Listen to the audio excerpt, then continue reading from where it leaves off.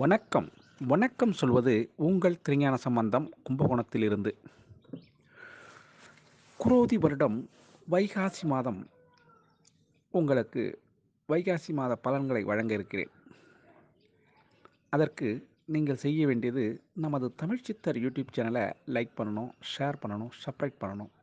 ஒரு முறை பெல் பட்டனை அழுத்தி உறுதிப்படுத்தணும். உங்களுடைய எண்ணங்களையும் கருத்துக்களையும் கமெண்ட்ஸில் சொல்லணும். சரிங்களா? புலிப்பாணி சித்தர் அருள்வாக்கு பலிக்கட்டும்.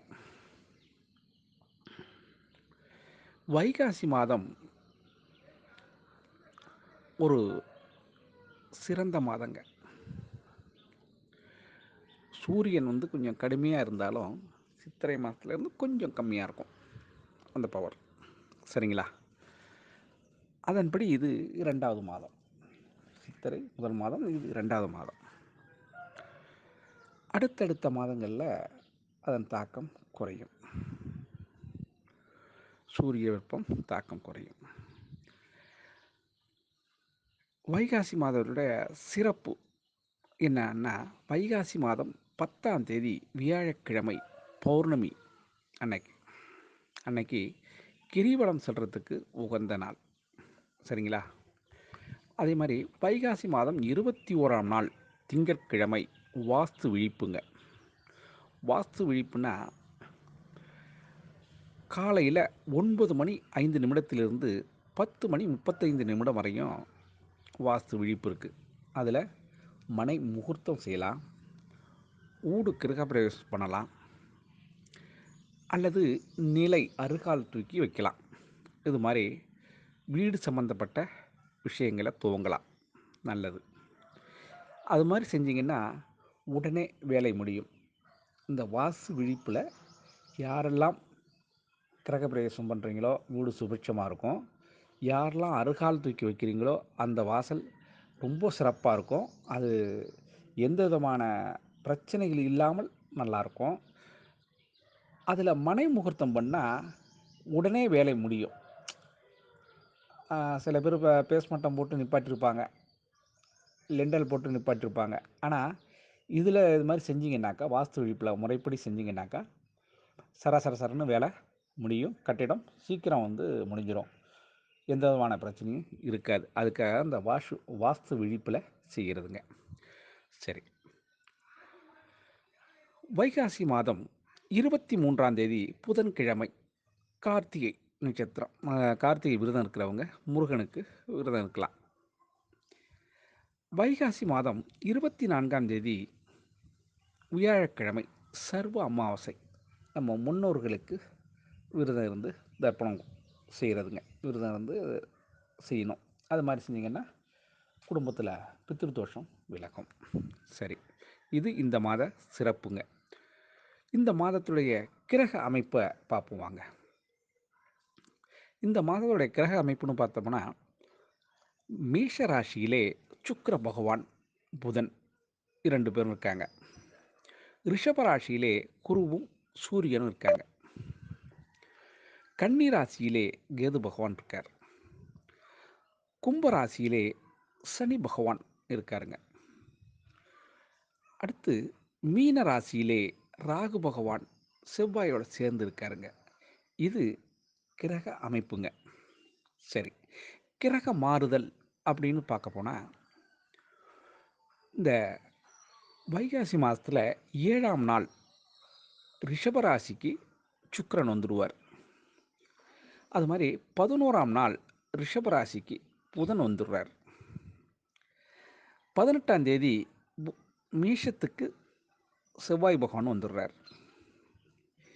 27ஆம் தேதி மிதுன ராசிக்கு புதன் வந்துடுறார். 31ஆம் தேதி மிதுனத்துக்கு சுக்கிரன் வந்துடுறார். ஆக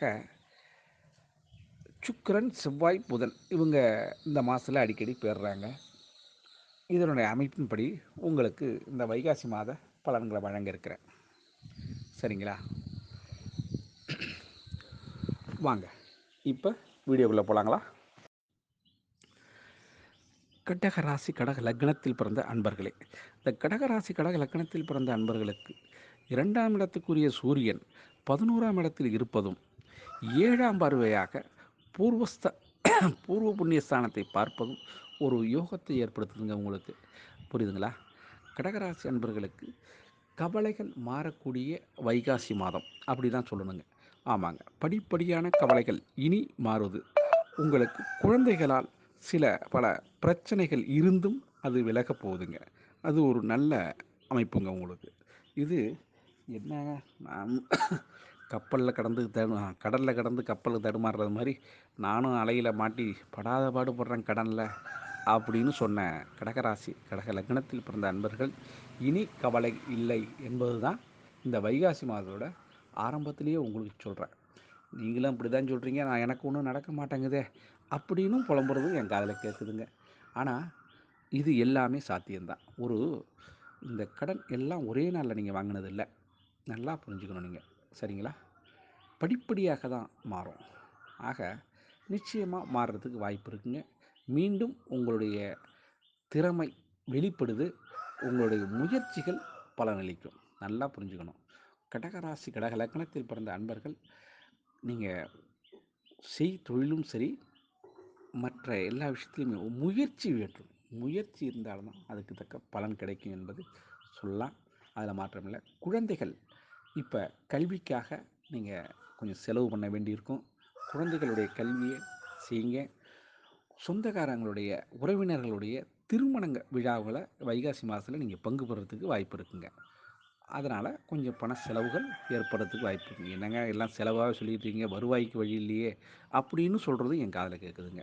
இந்த கடகராசி கடக லக்னத்தில் பிறந்த அன்பர்களுக்கு வருவாய்க்கு வழி இல்லை என்று சொல்ல முடியாது. ஏன்னா உங்களுக்கு 10ஆம் இடத்துல குருவும் சூரியனும் அமர்ந்திருக்காங்க. 10ஆம் இடத்துல அமர்ந்ததுனால லாபஸ்தானத்தில் அமர்ந்திருக்கிறதுனால உங்களுக்கு தொழில் ஸ்தானத்தில் அமர்ந்திருக்கிறதுனால உங்களுடைய சுய தொழில் அங்கே வெற்றி கொடி நாட்டுறீங்க. ஆமாங்க. தொழில் சிறக்கும் உங்களுக்கு. அதில் மாற்றம் இல்லை. என்னங்க சனி பகவான் இப்படிலாம் என்ன படாப்படுத்துகிறாரு, எப்படிங்க தொழில் சிறக்குங்க? நீங்கள் அதை பற்றி கவலைப்பட வேண்டிய அவசியம் இல்லைங்க. ராகு பகவான் உங்களுக்கு ஹெல்ப் பண்ணுறாரு, சனி பகவானே உங்களுக்கு ஹெல்ப் பண்ணுறாருங்க.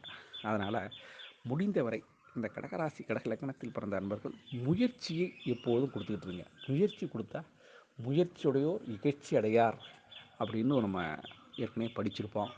அதன்படி உங்களுடைய முயற்சி தான் இங்கே வெற்றியை கொடுக்கும். அதாவது அதிர்ஷ்டம் என்பது வேறு, முயற்சி என்பது வேறு. அதிர்ஷ்டத்தால் வென்றவர்கள் நாட்டில் பல பேர் இருக்கலாம். ஆனால் முயற்சியால் ஜெயித்தவங்க தான் அதிகமான பேருங்க.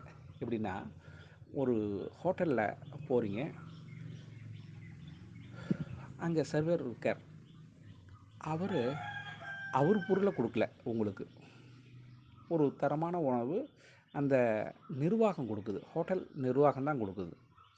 ஆனால் அவருக்கு உரிய கட்டணத்தையும் கொடுக்குறீங்க, இவருக்கு உரிய டிப்ஸ் என்ற வழியில் இவருக்கு கொடுக்குறீங்க. என்னன்னா ஒரு சிரிப்பு, வாங்க உட்காருங்க, சாப்பிடுங்க, இன்னும் என்ன வேணுங்க சார் அப்படின்னு ஒரு பணிவான குரலுக்காக அங்கே டிப்ஸாக நீங்கள் கொடுக்குறீங்கன்னா எவ்வளோ கொடுக்குறீங்கன்னு அதாவது சில பேர் டிப்ஸு கொடுக்காம வருவாங்க.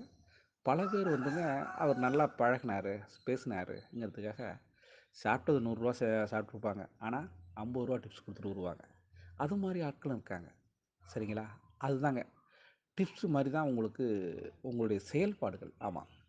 கடகராசி கடக லக்னத்தில் பிறந்த அன்பர்கள் உங்களுடைய தொடர் முயற்சி வெற்றியை நோக்கி போவோம். அதில் மாற்றமில்லை. துவண்டு விடக்கூடாதுங்க. எந்த விஷயத்திலும் நீங்கள் துவளக்கூடாது. துவளாமல் இருந்தீங்கன்னா நீங்கள் தான் ஜெயிக்கிறீங்க. பெற்றோர்களோட உடல்நிலையில் சிறு சிறு பிரச்சனைகள் தென்படும். ஆனால் இந்த பெரிய பாதிப்புகள் எதுவும் இருக்காதுங்க. இந்த கடகராசி கடக லக்னத்தில் பிறந்த அன்பர்கள் தங்களுடைய உடல்நிலையில் நல்ல முன்னேற்றம் இருக்கும். புரிஞ்சுக்கணும்ல, தங்களுடைய நிலையில் நல்ல முன்னேற்றம் இருக்கும். சில பேர் மாத்திரை எடுப்பதை கூட நிறுத்திடலாம். அந்த அளவுக்கு உடல்நிலை தேரும். அதில் மாற்றம் இல்லைங்க. ஆனால் உறவினர்கள் வருகை உண்டுங்க. யாருக்கு? இந்த கடகராசி கடக லக்னத்தில் பிறந்த அன்பர்கள் இல்லத்திற்கு உறவினர்கள் வருகை உண்டு. சுப நிகழ்ச்சிகளில் பங்கு பெற வாய்ப்பு உண்டு. சிலர் கோயில் அவங்களுடைய இஷ்ட தெய்வம் அல்லது குலதெய்வம் வழிபாடு செய்ய செல்றதுக்கான வாய்ப்பும் இருக்குங்க. சரிங்களா? இதை இந்த மாதம் நடைபெறும் என்பதை நீங்கள் புரிஞ்சுக்கணும். இது இது இந்த மாதத்து நிலைமை தான் உங்களுக்கு.